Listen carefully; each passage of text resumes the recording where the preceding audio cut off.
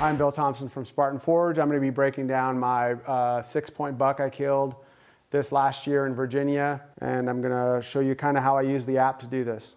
Talking about the morning in question, when I came in here to hunt, I entered from the front of the road here. There are some rubs and a lot of nighttime activity that happens in here. Now, what I didn't know or what I didn't understand was until earlier in the season was there is a large scrape that always sets up here.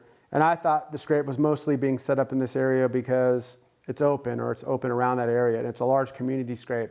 And in Virginia, it's especially huge. This scrape is about the size of a car hood. So when I got in there that morning, I had my flashlight on. I used a red flashlight. I could see that there were like 20 deer to my east here, where I normally would have set up to the south where I have my crosshair. I couldn't do it because there were a ton of deer here and they're all just kind of looking at me. So what I did have was there's a thicket here where there's some younger trees and there was a scrape here. What I decided to do was set up near this. There's a downed tree there, or a tree that's laying on the ground. And I just set up there and I had a view of those deer in there. So if the time was right, I thought I could move in later during the day. You can see all of these trails in here where all the deer are using this area. There's a lot of them. So I set up by this tree, and at about 8:30, I had a buck come in, this large 6-pointer. He was like 21.5 inches inside spread. It came and actually worked this scrape. And my first shot, I thought was a great shot. He just kept working the branch, the licking branch after I shot him. And I started to get scared that I missed. He came around to the other side of the tree, and at like a quartering 2 shot, I put it right above his chest and hit him directly in the heart, and a bunch of blood came out. So I knew he was dead then, but then when I went back and actually found the deer, I had made a perfect lung shot for my first shot, and then my second shot was a heart shot, so this guy got it twice. What's interesting about using the app, or what I've come to learn, is it wasn't evident to me why the deer seemed to travel from this northwest here.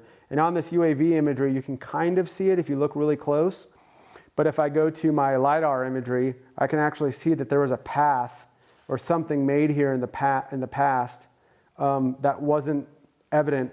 But what I found out was there's a trail here that you can faintly see on LiDAR that the deer likely followed, and then it kind of terminates and turns into all of these different trails right here. So that's why that scrape was laid down, because all of those deer were coming back and forth through that area. And then what else you can do is, if I go back to the UAV layer and I go back in time to when there's nothing on the trees, you can again sort of see that trail or the makings of it, but it's still again not evident. And if you don't have access to that property, it might be something that you overlook. But it was for me one more contact point to inform the scouting and to make the scouting smarter, or to understand deer movement and how it gets impacted by surrounding areas. I think it's very important for you to have all of these multiple contact points and looks at the particular area, and then you can see how quickly I'm switching between these things, to my topo, to my pre-setup UAV imagery layer with the historical here, where I can go back in time and look at it over many years, or to my LiDAR. So as I'm dropping these pins, as I'm exploring an area and getting to understand it, it's just one more way to be more efficient and to learn more and to become a better killer. And as I said before, the minimum amount of time spent on the application, but the maximum amount of time in edifying yourself or making yourself smarter about the area and maximizing your hunt.